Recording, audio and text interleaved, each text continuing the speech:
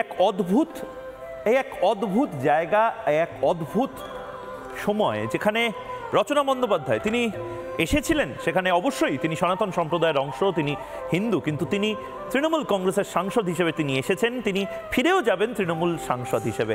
Chris Martin, কোল্ডপ্লের, তিনি একজন Christian, কিন্তু তিনি ক্রমশ যার পেছনে কোটি কোটি দর্শক ভক্তরা ঘুরে বেড়ায়, তিনি মোক্ষ লাভের আশায় সনাতন ধর্মে কিছু একটা খুঁজছেন। এবং আবারও বলছি, রেমো ফার্নান্ডিজ থেকে ক্রিস মার্টিন, তারা এসেছিলেন নিজের ধর্ম, নিজের আস্থাকে রেখে, এবং সেই আস্থাকে অক্ষুণ্ণ অবস্থায় তারা যখন গঙ্গা স্নান করে যাচ্ছেন, কেউ তাকে বলছে না সে হিন্দু হয়ে গেছে, কেউ তাকে বলছে না সে আজ থেকে বিধর্মীদের দলে, কেউ তাকে একবারের জন্য বলছে না না তোমার প্রবেশ এখানে নেই।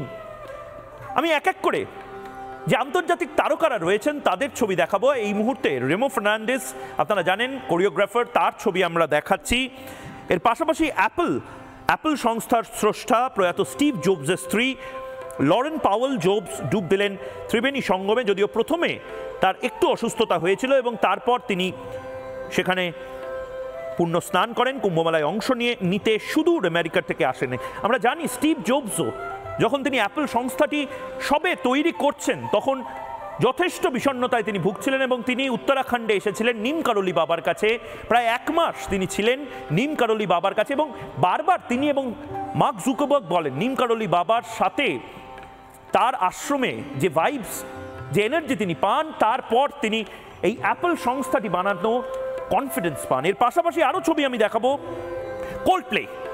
কোল্ডপ্লের এই মুহূর্তে যে জনপ্রিয়তা, যে ট্রেন্ড, প্রয়োজন ছিল না কোনো মন্দিরে যাওয়ার, কুম্ভ মেলায় যাওয়ার, এত ধাক্কা ধাক্কি, এত মানুষজনের মধ্যে, কিন্তু তারপরেও ক্রিস মার্টিন এই মুহূর্তে আপনারা দেখতে পাচ্ছেন সেই দিনের সেই রাতের ছবি যেখানে ক্রিস মার্টিন টেন্ট সিটিতে ঢোকার মুখে, তাঁবুর শহর প্রয়াগরাজ, সেখানে ঢোকার মুখে তাকে ভক্ত এবং তার পাশাপাশি সাংবাদিকরা ঘিরে ধরেন এবং সদ্য ভারতে মিউজিক্যাল ট্যুরে এসে বিশ্ব রেকর্ড গড়েছে কোল্ডপ্লে। একের পর এক বিশ্ব রেকর্ড ভেঙেছে, কিন্তু এই বিশ্ব রেকর্ড তার কাছে পুণ্য স্নানের যে মুহূর্ত সেটা বোধহয় কিছুই না। এর পাশাপাশি রেমো ফার্নান্ডিজের ছবিও আমরা দেখাবো, যেখানে রেমো ডিসুজার ছবি আমরা দেখাবো। রেমো ডিসুজা বিখ্যাত choreographer.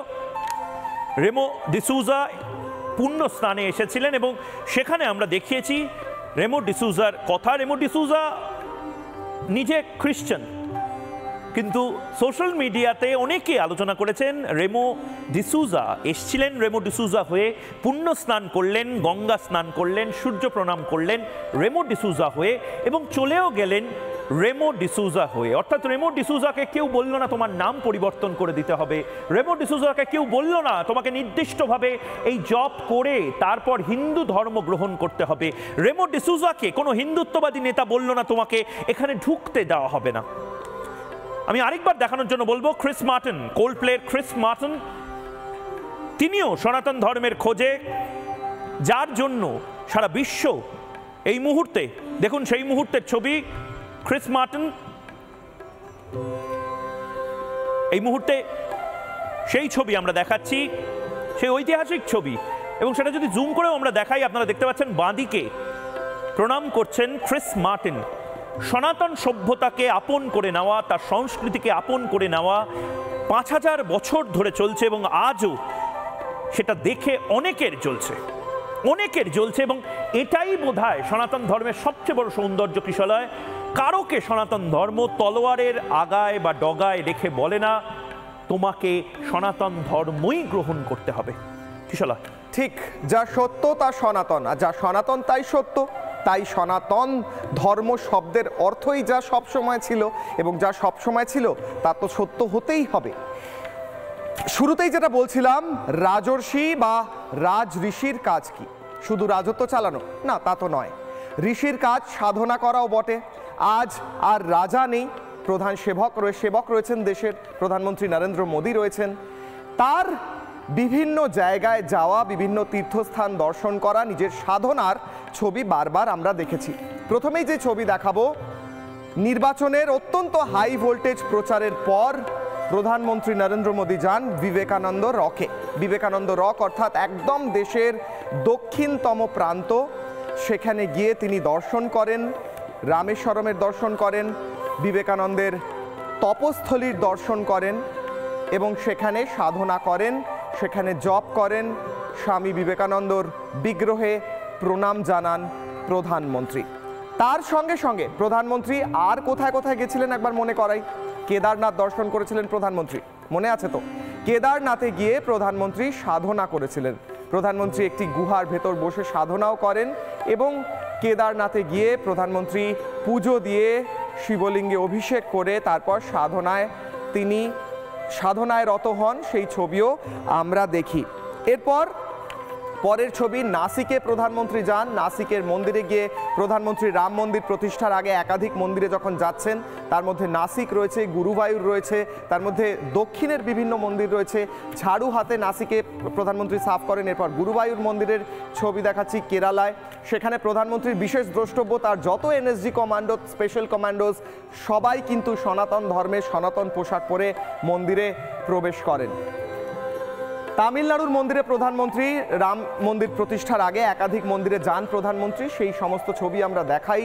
Republic Bangla exclusive coverage করে রাম মন্দিরের আগে, এবং সেই রাম মন্দিরের আগে প্রধানমন্ত্রী একাধিক তীর্থে গিয়ে সাধনা করেন। আর শুধু মাটির ওপর নয়, জলের তলায় প্রধানমন্ত্রী দ্বারকা, যে দ্বারকা শহর জলের তলায় চলে গিয়েছে বলে হরিবংশ পুরাণে পাওয়া যায়, মহাভারতে পাওয়া যায়, শ্রীমদ্ ভাগবতে পাওয়া যায়, সেই দ্বারকা শহর প্রধানমন্ত্রী দর্শন করেন জলের তলায় নেমে, বিশেষ পোশাক, বিশেষ মাস্ক পরে।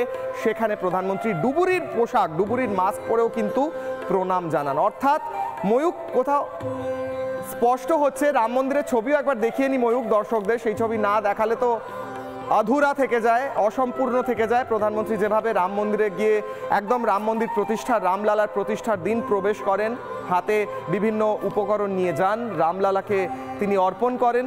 একদিকে ছত্রী ছিল, ছাতা ছিল রূপোর, তার সঙ্গে কাপড় ছিল, রামলালার নৈবেদ্য ছিল, বিভিন্ন জিনিস নিয়ে তিনি যান। অর্থাৎ ময়ূক, আমি যেটা বলছিলাম, শুধুমাত্র রাজত্ব চালালে বা শুধুমাত্র প্রধানমন্ত্রীর দায়িত্ব, প্রধান সেবকের দায়িত্ব পালন, সেটাই তো শুধু নয়। প্রধানমন্ত্রী Narendra Modi example by example তিনি দেখিয়েছেন যে কিভাবে আধ্যাত্মিকতাও একই সঙ্গে করা যায়।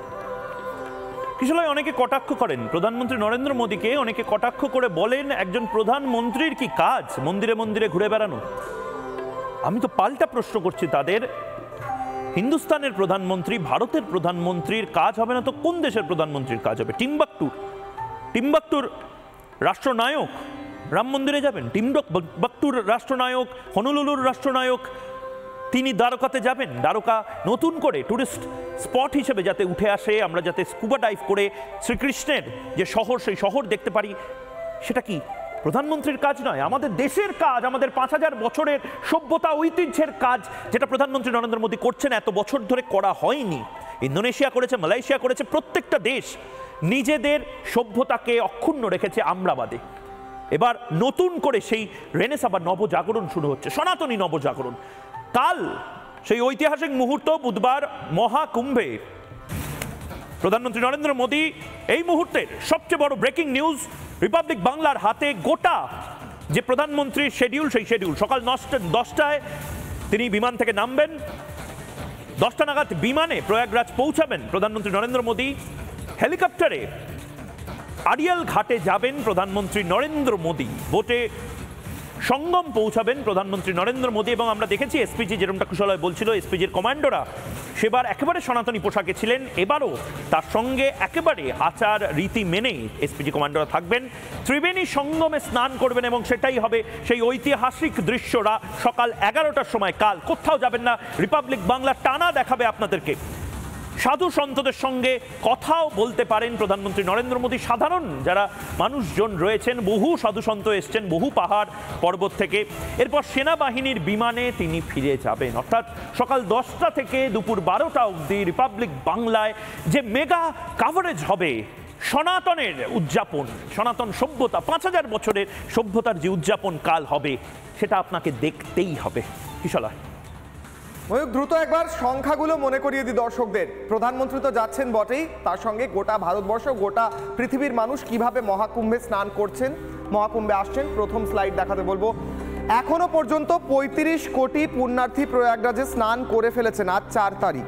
26 তারিখ পর্যন্ত পুণ্য স্নান অমৃত স্নান হবে।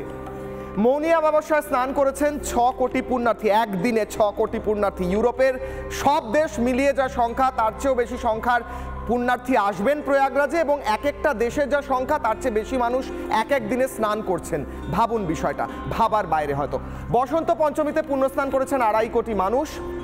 মহাকুম্ভে মোট মনে করা হচ্ছিল 45 কোটি ভক্তের সমাগম হবে, কিন্তু এখন মনে করা হচ্ছে যদি 4 তারিখ পর্যন্ত 35 কোটি মানুষ স্নান করে ফেলে থাকেন, তাহলে 26 তারিখ পর্যন্ত 45 কোটির চেয়ে অনেক অনেক অনেক বেশি মানুষ হয়তো মহাকুম্ভে স্নান করবেন। সব সংখ্যা, সব হিসেব ভেঙে চুরে যাবে, এমনটাই মনে করা হচ্ছে। নানা ধরনের কন্টেন্ট দেখার জন্য লাইক করুন, শেয়ার করুন আমাদের ফেসবুক পেজ, সাবস্ক্রাইব করুন আমাদের ইউটিউব চ্যানেল। পাশাপাশি অন্যান্য ব্রেকিং নিউজের জন্য অবশ্যই চোখ রাখুন রিপাবলিক বাংলায়।